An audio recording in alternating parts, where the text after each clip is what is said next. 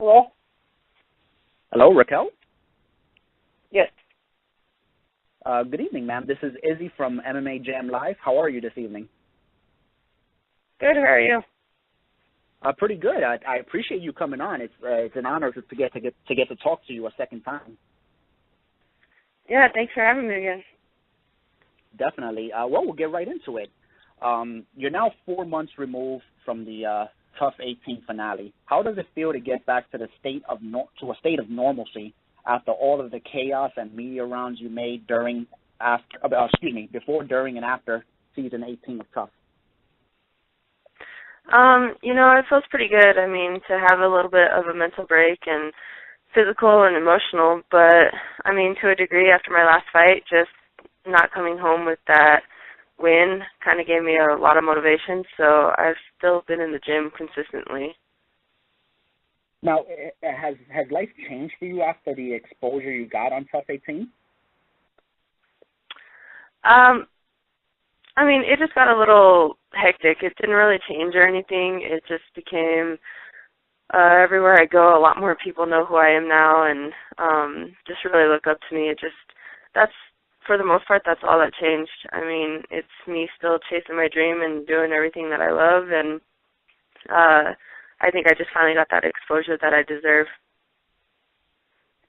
No, I completely agree with that. Now, in terms of exposure, I know a lot of people, your fan base, I've looked at your Facebook fan page, your Twitter followers. I mean, things have gone through the roof. Some people handle sort of exposure differently. What has it meant to you personally to have so much of a broad fan base like that? What was the what? What does it mean to you to have so many people rallying behind you and now consider themselves fans of yours? It's awesome. I mean, it's something that I've always wanted, just to have some great support, some awesome fans who just are constantly there, and people who actually have, like, the real knowledge behind MMA and stuff. It means the world to me. I mean, just the fact that I got to go on chasing my dreams through the Ultimate Fighter, sharing my story, and now how I have a support group who they even get the chance to kind of reach out to me and share their stories and stuff and kind of build certain relationships. It's been fun for me. I love interacting with people, and so now with having a bigger fan base and there's people constantly there, it's fun for me to get to know everybody or just meet people or whatever. That was one of the things we talked about last time, was you sharing your story, and you actually answered my next question was how has the gay community embraced you? Have they looked at you as sort of a role model? Most definitely. I mean, a lot of people say that I've become a huge inspiration for them and everything else, and for me, I mean, it's a good feeling. It's just, it was just me chasing that dream and enjoying myself and enjoying the passion that I have in something. And, I mean, I got kids and even other adults that just look up to me, and it's an unbelievable feeling, really. Definitely, and it's always great to be in a position where you can be yourself and still have that massive support group behind you. Oh, exactly. That's one thing that makes it amazing. Just given the fact that, I mean, people go through so many struggles, and I've gone through struggles with that a little bit and stuff for the most part. I mean, I just really stand for who I am, and if you like me, you like me. If you don't, then go on your way. And, I mean, with this, it's just, I think I've gained so much respect in so many different aspects that it's really neat. It's a really cool journey. Now, if I'm speaking as a fan right now, I would say, like, when I saw that segment, and I meant to tell you this last time, when I saw that segment, to me, I didn't take it as, obviously it was, you coming out and, to the public and sharing your story. But for me, it was inspirational. Mm-hmm. Some people struggle to be themselves, whether it's, their sexuality or anything for that matter. And for me, it was inspirational because it just reminded me that there's no better person to be than yourself. Oh, I completely agree. I mean, like I said, throughout this whole experience, I've gotten the chance to talk with other people about their different stories and stuff, and, it's it's kind of sad to see like how people still continue to struggle and they have a hard time being themselves, and it just leads to so many different things. I don't think a lot of people take the time to sit there and look at how maybe their actions or their reactions to certain things can really affect somebody. And I mean, everybody just wants to stand for their own happiness, but some environments don't make it easy for that at all. And through this whole thing, I've had people from anywhere from being completely young all the way up to 65 that have actually reached out to me that are still trying to learn how to be themselves and be accepted. And I mean, just listening to everything, it's amazing. You know, I mean, just having the opportunity to maybe say one or two words to them that can possibly encourage them, or just being myself that can actually help them to start being able to be who they want to be, is really inspiring for just me, for them taking that one step. You know what I mean? Definitely. Now we noticed that, you know, in college football, we just had a young man named Michael Sam come out. Now, in your personal opinion, I mean, obviously it was a big deal, a lot of media coverage. If you had to make a decision whether you wanted to be huge like that or just kind of fly under the radar, which one would you choose? I mean, do you agree that people should make a huge deal out of it the way they did? You know, I mean, it doesn't change the person you are. It has nothing to do with who you are. It's just a part of you, and it's a part of the way you choose to live your life. I mean, if it makes it easier to open up the way for huge media coverage and all that other stuff, then sure, I mean, to each his own. But I mean, even with me, I think just with the Ultimate Fighter and stuff, I mean, if I can have that chance to kind of share with somebody and show them that it's okay and to have that coverage and everything, and it can get across a lot faster, then, I mean, yeah, I think it'd be great. But I don't think anything needs to, like, be blown out of proportion. It doesn't need to be the only face that everybody has of you. Exactly. That's beautifully said, and that's exactly how I would feel if in a similar situation or you know, stuff like that. Now, you suffered a minor setback at UFC 171, dropping a highly contested close decision to Jessica Andrade. What do you feel went wrong in that fight? You know, I mean, I can't really say anything went wrong. It was just, you know, I don't really, Jessica went out there, she performed. I went out there and I still put on a performance, but I still didn't perform to my potential. I kind of just went out there and brought up some bad habits that I was getting out of. And, I mean, given the fact from the Ultimate Fighter to now, I've really grown as a fighter. And in the gym, it's just been a whole different ballgame. And training was phenomenal. So, I mean, going into the fight, as far as my emotions and everything, it felt totally different. I was able to stay calm, and because one thing with me is I'm really stage fright, which is interesting for this sport, but it is. Like, I can go on to weigh-ins, and I'm freaking out just having to get on the stage or having to walk out for the fight.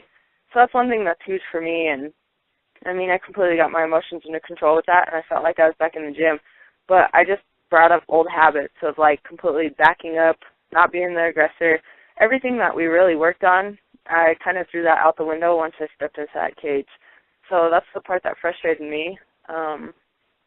But, I mean, either way, it's a competitive sport, and you got to take it positive in either aspect, win or lose, and that's what I do. I mean, I lost to the judges, and that's one thing that I learned is I need to stop letting it go to the judges, and I already knew not to back up and everything else, so it just gave me that much more drive and motivation. And like I said, ever since I got back home, I've been back in the gym training 100% hard again and just helping teammates prepare for their upcoming fights, but really working on things that I was disappointed with myself in that fight that I never really want to happen again. You know, the weird thing is you talk about the stage fright, but in my opinion, you can't even tell. You have the world's greatest, like, poker face, because you can't even tell that you have that stage fright.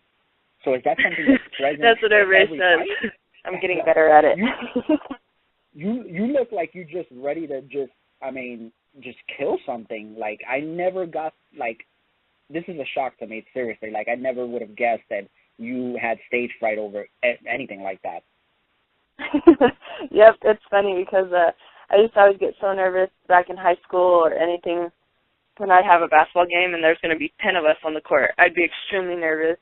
And then when, like, I would go through in National Honor Society and I had to go across the stage all by myself and light my own candle and get inducted and everything, like, I just remember small things. I was just completely stage fright to get up and talk, do anything. And then after the Ultimate Fighter, and I became an ambassador against bullying and stuff, and I've been doing guest speaking. Like, I'm really starting to grow and kind of find a comfort zone in things, but, I mean, for a big time period, I get so nervous. I hate stepping on that stage, and it's so funny because my coach just laughs at me every time, because at weigh-ins, you sit there and you cut weight, you're dehydrated, you're hungry, but it doesn't matter how dehydrated I can be, I will still go pee like 15 times before I step on the scale. Like, I'm just freaking out. My nerves are going crazy, and it has nothing to do with the fight, the opponent, nothing. It's just all completely, I get so shy to get on stage. I was always that little shy girl growing up.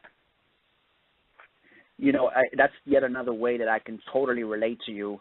I'm, to be honest, and I've mentioned this numerous times, but I'm completely nervous every time I do these interviews. Hell, I'm nervous right now. Interviewing you is I'm nervous right now, so I definitely can relate. I'm scared to death. Well, it works out. Makes two of us. That's good. Now I feel a whole lot better. Now, going back to the fight, is there anything you felt you could have done differently, or did you pretty much go according to game plan? No, like I said, I mean, I threw my game plan out the window. It was to be the aggressor and to really let my hands go completely.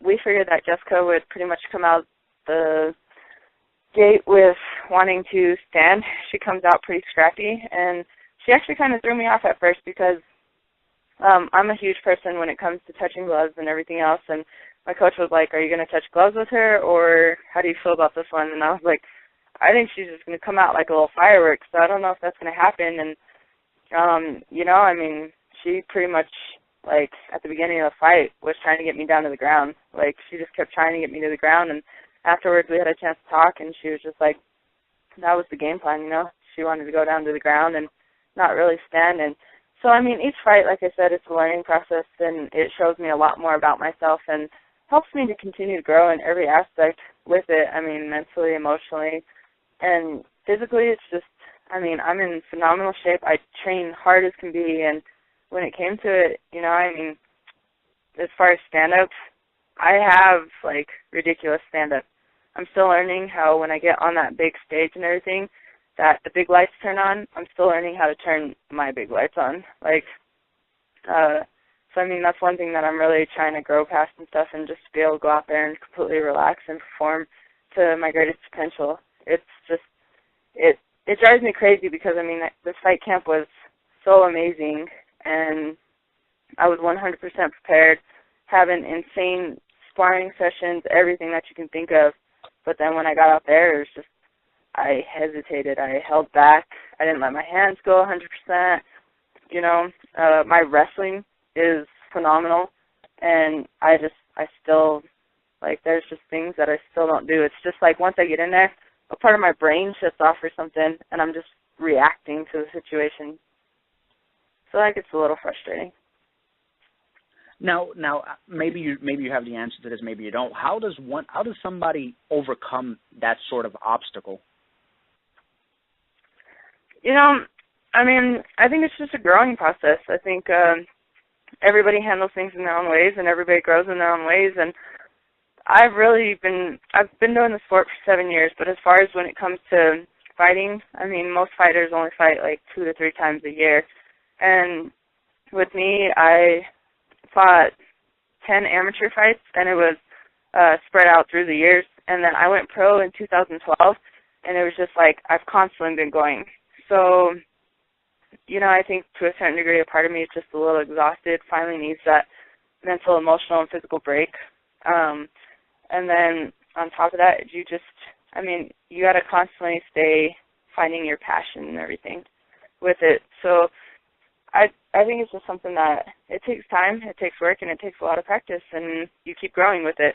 This sport is one thing that I really love about it, and it's funny because me and Misha Tate were talking about it, and we were just like, one thing with MMA is you never know what's going to happen, and that's the fun part. It always throws curve balls at you, so it keeps you going, but it can become a lot sometimes.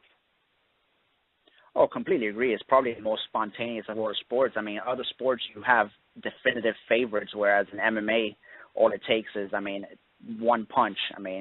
Hate to be cliche, but that's really all it takes. Yeah, for sure. Now, most people gave round 1 to Andrade, and round 3 was definitely yours. Now, in round 2, you locked up a standing guillotine. Do you feel as though that should have gave you the round 2 as well?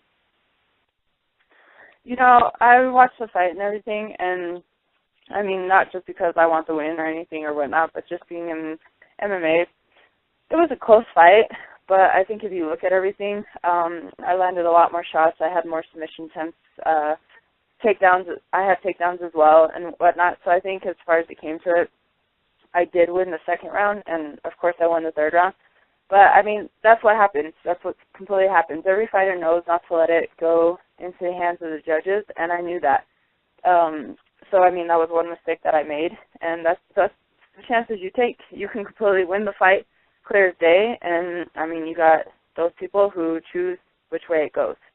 So being an MMA fighter, you really want that fight and you want to win it. You got to make sure you win it, and that's one thing that I didn't do. So. Absolutely, and now when decision was rendered, were you surprised that 2 of the 3 judges gave the nod to Andrade? Actually I was. My coach has been in the sport for years, been to hundreds of fights and everything and whatnot, and all my coaches actually. So just when they first walked into the cage after the fight, I looked at them and I was like, did I win? And Mark Fiore was like, yeah, you won. You got this and everything. And, I think we were all kind of shocked. And going and talking to her, she was just kind of like, I didn't really win that fight, but since the judges gave it to me, I'll take it. And even her coaches, they were like, yeah, we were nervous on that one. We didn't think we really had that one. But I'm not going to take away any credit from Jessica. She performed, I performed. And, for the most part, we gave it, from what everybody enjoyed and how they reacted, we gave them a fight. And, like I said, you just learn from it. And one thing that I don't want to do anymore is continue to let it go to the judges. So each fight's going to be a growing experience, and that's one thing that I particularly grew in, is my fights are going to be very interesting from now on. But at least I continue to bring it, right? Definitely, of course. Now, speaking of growing, after the fight, you mentioned to MMA Junkie that you're still growing. Would you say that part of the growing process is learning how to find the positives after a tough loss?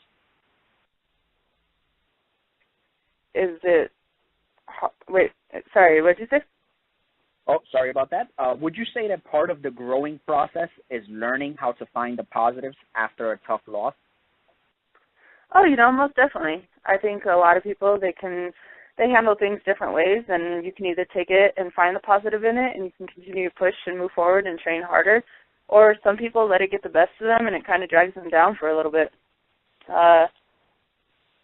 Sometimes it's not always easiest. You feel like you're such a better fighter, and you can kind of pick everything that you made mistakes with, and you could let that drag you down. But, I have great people around me, and I have a lot of motivation as it is to just continue to push harder. Like I said, I've been an athlete my whole life, and I know it's the chances you take. There's always going to be one winner, and there's always going to be one loser. So you just got to go. You got to perform to your best potential. It may not always happen, but then you get back into the gym, and that's when you train 50 times harder, and you go back out there and prove your point the next time.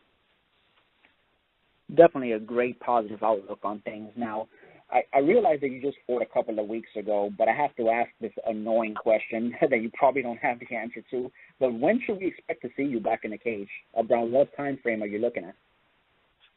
My coach thinks it'll probably be good to do around maybe 3 or 4 months.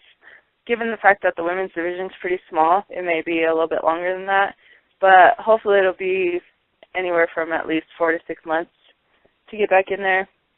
Like I said, get a little bit of break, get to enjoy some me time, go visit my family and whatnot, and then get back at it completely. Awesome stuff. Now, can you remind our listeners where can we find you on Twitter and or Facebook? You guys can follow me on Twitter. My Twitter handle is Rocky P MMA. And then I have a fan page on Facebook that's Raquel Rocky Pennington. And I'm working on creating an Instagram. I'm just terrible. So busy. I'm terrible at keeping up with everything. Makes it a little hard. Yeah, I have one of those, and I don't know. I can't stand social media, so it's one of those things where I'm constantly battling logging in or not, and yeah, it's so much easier not to do it. It is. It takes a lot of work to keep up with them. I mean, I train so many hours a day, and then in between that, I want to sleep or hang out with my dogs, my family, do different things, and it's just hard to constantly be on there or to write something every single day and do different things. It takes a lot of work, but I do my best to keep up with all my fans and keep everybody updated with what's going on, try to do things for all my sponsors and stuff, so everything's a job. Absolutely. And speaking of fans, my wife would never forgive me if I didn't bring this up. She just basically wanted to let you know that she's a huge fan and that she loves you very much. That's awesome. Thank you. I appreciate the support from everybody. She thinks, so I'm sure she's got a huge smile on her face. Rocky, it's always a pleasure. I can literally talk to you for hours upon hours, but unfortunately this show is only 2 hours, but I'd probably take 2 hours talking to you, but always appreciate it. We could definitely talk again. Definitely, and I'm a huge fan for life, and I really appreciate you taking the time to talk with me tonight. Thank you. I really appreciate you guys having me. Definitely. We'll, hopefully we can do this again. For sure. Sounds good to me. Okay, you have a wonderful weekend and have a safe one. You too. Thank you. Bye-bye.